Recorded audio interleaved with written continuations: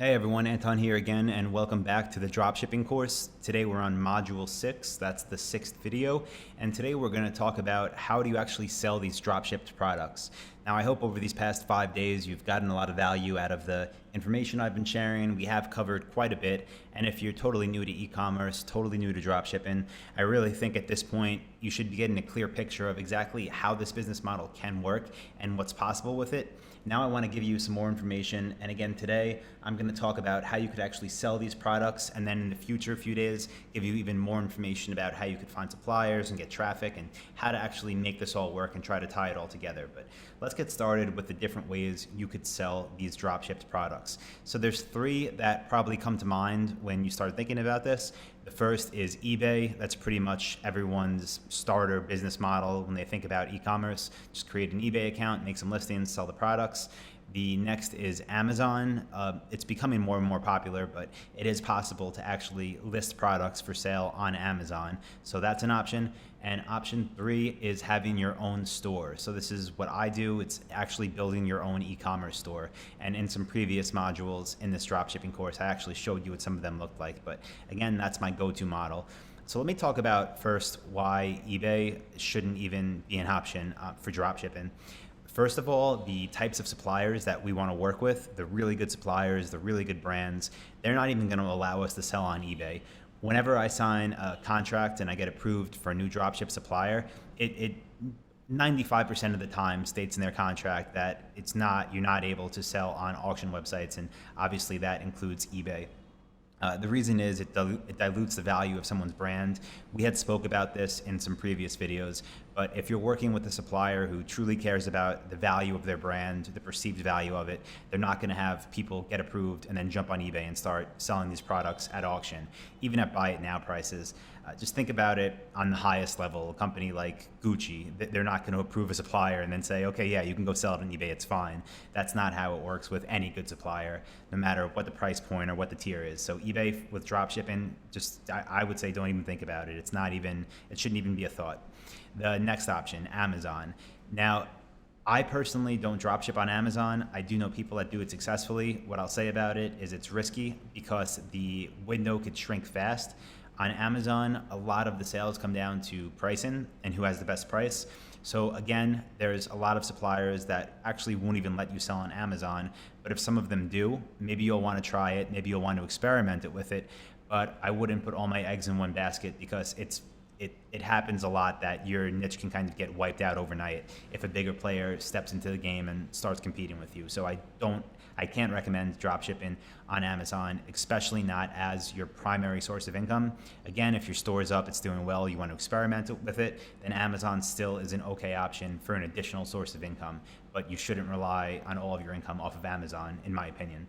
The next option, the third option, is to have your own e-commerce store, and this is what I do, this is what I teach people to do, this is what I recommend. And let me go through some of the benefits now as to why I do this and why I recommend it.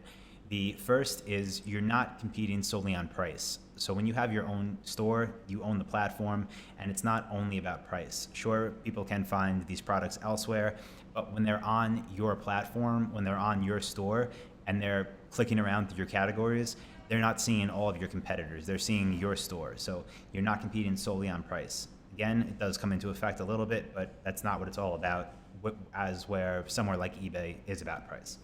The next thing is additional traffic sources become available. So when you're selling on eBay or Amazon, what's good about it is they do have their own built-in traffic already, but what's, in my opinion, better about having your own e-commerce store is that there are certain places to advertise that you can only advertise if you own an e-commerce store. You can't do it with your eBay listings, you can't do it with your Amazon listings, you could do it with your own store's products. So this is something that I'm not going to go too much into detail now because it can get advanced, but it's something I do cover in depth in my Dropship Lifestyle Coaching Program. The next benefit of owning your own e-commerce store is that you own the customer. This is a huge drawback when, let's say, selling on Amazon, you don't get your customer's email address. So someone buys from you, you ship them the item, that's great, but you don't know who that person is. When you have your own e-commerce store, you own all of this data. They buy from you, you have their name, you have their address, their phone number, you have their email address. And then this leads into the next benefit of owning your own store, which is that you control retargeting and remarketing. So what this basically means, as simply as possible, is once someone buys from you, they're much more likely to buy from you again in the future. If you have their information, you could follow up with them. You could have it automated to follow up with them, and you could offer them the same product again and again and again, or you can offer them similar products that they should be interested in, being they already bought X, Y, or Z product from your website. Again, this might be a little bit over your heads for now if you're new to this, but it's something I do cover in detail in my Dropship Lifestyle Coaching Program. The next benefit of having your own store is that you can implement the changes that your market wants. So this also leads into the last point, which is you could target your specific buyer. Now, when you sell on a site like eBay or Amazon, or what I call a shopping mall type website that sells everything, they're not targeting one specific customer. They're targeting the world that could purchase anything from them. When you have your own store, you can make it super specific to target your exact buying demographic. So you find out who your ideal customer is, and you make your store basically revolve around them. You make it very targeted, and this will greatly increase your conversion rate when you compare it to somewhere like eBay or Amazon.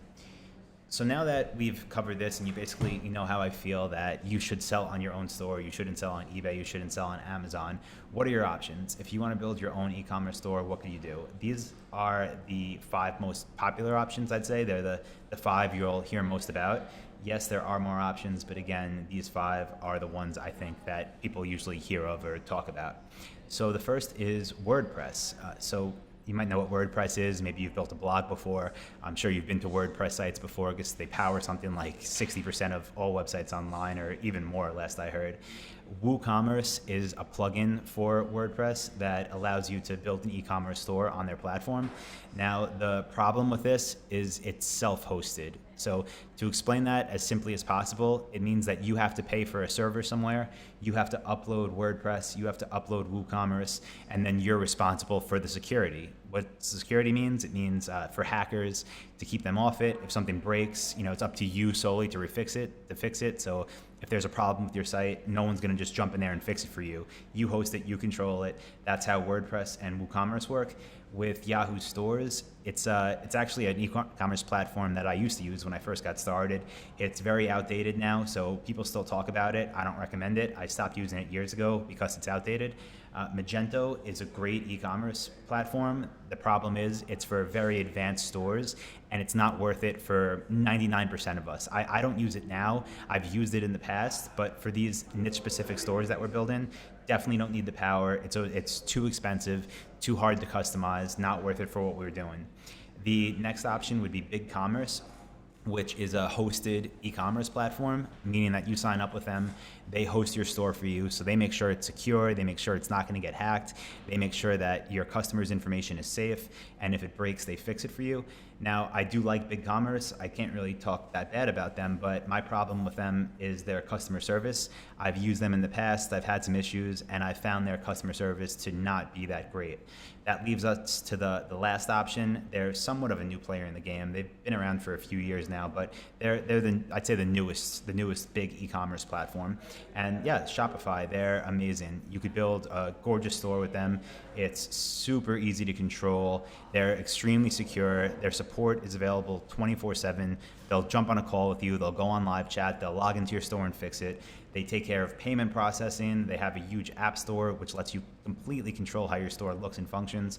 And their plans start at like $29 a month. So I get it that people don't like to pay monthly fees, but for everything they offer, it's really nothing. I mean, you're trying to build a big business here, so $29 a month should not be a concern.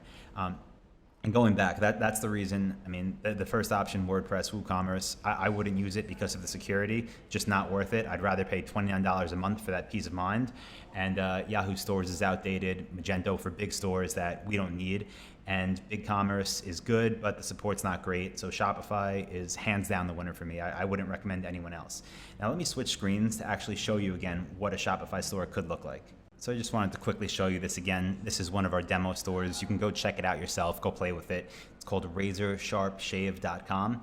And you can go through all the categories. You could check out the About Us pages and just play with the site, because I want to show you what you could really build yourself in a couple days after going through my Dropship Lifestyle Coaching Program. This is a great looking e-commerce store. It's very functional. Everything about it just looks amazing, and it was built in less than a day by our web designer. So that's what you could do with something like Shopify. I just wanted to show you that because I know a lot of times, like when I first started out with e-commerce, I thought it was super expensive to build a really nice looking store. But again, this was $29. So take a look, razorsharpshave.com. Okay, so that's going to wrap up module 6 of the dropshipping mini course. Again, I hope you learned a lot. I hope you're still getting tons of value out of this. And I will see you tomorrow. Make sure you check your inbox because the next video I send you is, again, like all of these, super important. Now that you know how to actually sell these products, or where to sell these products, I should say, I'm going to show you how you get suppliers. So, of course, extremely important, getting the right suppliers. Where do you find them? Who are they? And, that's what's going to be covered in tomorrow's video. So I will see you in module 7. As always, if you have any questions, feel free to reply to the email that this video was linked from, and I'd be glad to help. Thank you.